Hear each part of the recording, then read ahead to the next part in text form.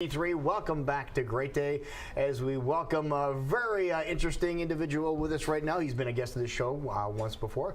Dr. Thomas Ahart, Superintendent of Des Moines Schools, is here. And with everything that's going on with the Des Moines Schools, we figured that it's a fine time for you to come on back and visit us. Oh, I appreciate the opportunity. Well, good to see you here. Good to see you. Thanks for being here. So we're wiping up or ending up a year here with the school system, wiping up, Mopping it up, getting it finished. So what's been happening this past year with our Des Moines schools? Oh boy, a lot has been happening.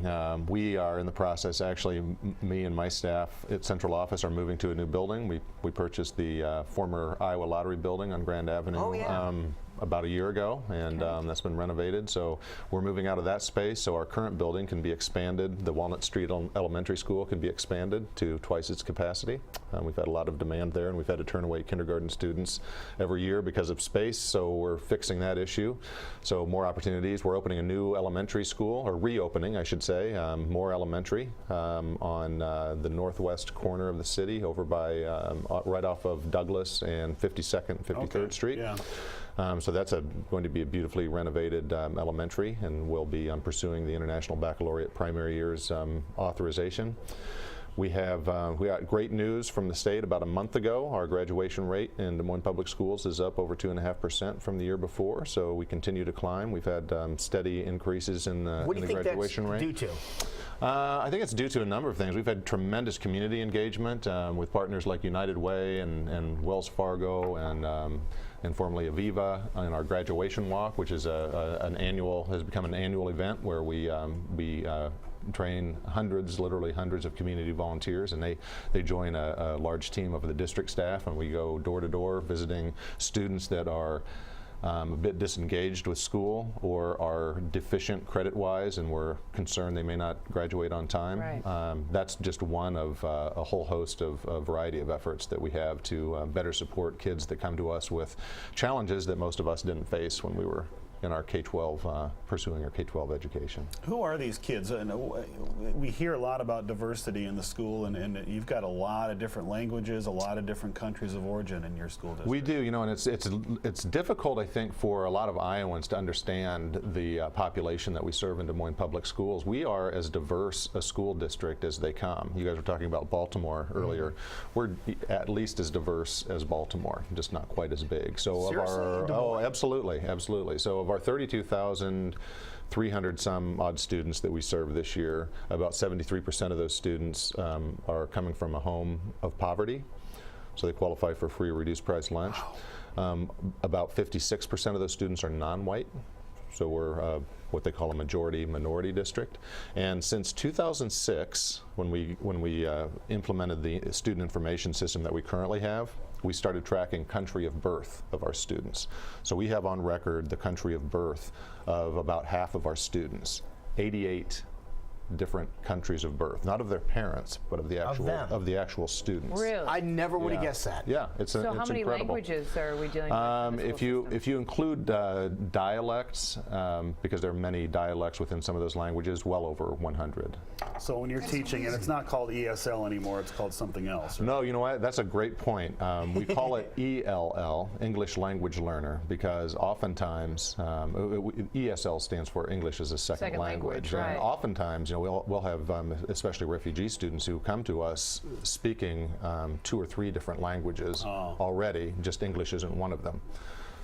So if they were in a former French colony from Africa, for instance, they may have a native African language that they're at least conversant in, and possibly French, and then they have to learn English. Yeah. How do you tackle that? Because then you have to hire somebody, right? Well, that's a huge challenge. We, especially with our refugee population, we have difficulty finding any adults that are literate in some of those languages. Sure. So we just can't rely on that. So we do a couple of things. Number one, we have an intensive English language program for kids that just really need, who really are not literate in any language. They may speak a language, but they don't have any literacy in that language, and English is brand new to them. Mm-hmm. And they also have some socialization issues. If you were born and raised until the age of 13 or 14 in a refugee camp, and then you go, literally halfway across the world and land in Des Moines, you need some pretty intensive support. So we have at each level, elementary, middle, and high school, we have an intensive English language program. And then once we feel like they can be adequately supported in a regular classroom, they'll transition out of that program, and they'll receive instruction from English language learner teachers as well as our regular staff. And then we also do considerable reach out to their families.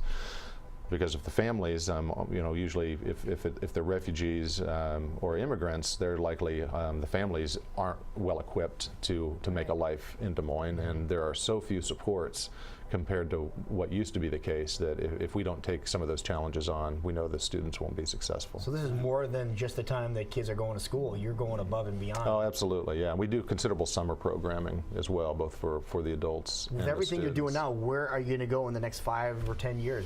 Where can the Des Moines Public Schools go from? Well, I'll tell you, we, our vision is to become the model for urban education in the United States, and we have we're headed in that direction, and I think in a real positive way with measurable results over the last 3 or 4 years. Our reading and math scores continue to go up, despite the challenges of the students that we're serving also increasing over that time. Our poverty rate continues to go up. English language learner population continues to go up. We have over 6,000 English language learner students. So just our ELL students would be about the 12th or 13th largest district in this state. So it's a big, it's a massive job, but we have an extremely dedicated staff who really believe in the students. And the Dowling Valley thing that you were talking about earlier on break, the one thing that I will say about that is it's really encouraging to see students taking a stand and going public with it, and whatever you think of their opinion, that they're using that First Amendment right to take a stand and maybe impact some change. That's something that we really work with our students on. So the legislature is still battling about overfunding, Right. which is a headache for you because you need to know what your budget is for the upcoming year. Right. But it's not just money, is it, that makes schools better? You can't throw money at education. You want your teachers to be well paid, but it's more than that, isn't it? Right. Well, teachers don't get paid too much, I'll tell you, but our teachers get paid very competitively. I think we're in really good shape with all of our how we compensate our nearly 5,000 employees. The biggest issue for me, and they toss around 6% or 4% or 1.5%.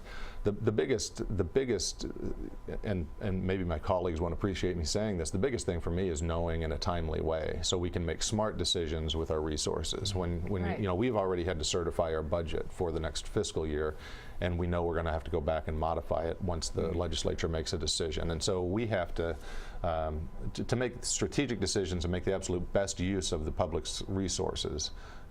To be really good stewards, we have to know in a more timely way. Well, you're hearing about schools in some parts of the state are having to give pink slips out. Are we Right. having to deal with that here in the metro? We're not in Des Moines, but we're in some respects in a little bit of a different circumstance. We have a very large number, relatively speaking, large number of early retirements that will retire at the end of this year. So we will have fewer staff than we did last year, but we won't be pink slipping anyone. We'll absorb them through early retirement. Okay, good to know. Well, interesting statistics and stories we have from. Well, Des Moines I'll tell you, schools. our kids get a great education in Des Moines, and the diversity is really an asset. It really helps prepare all of our students for the world that they're entering. It's becoming more and more diverse, and there's a great way to get that on the ground in Des Moines as you grow up. Well, Dr. Thomas Ahart, thank you for coming in. Thank you. Good to see you, buddy. Good to see you too. Don't be a stranger. Come back All soon. right. All right. It is 2 minutes past 8 o'clock. We'll be right back. You're watching Great Day Live.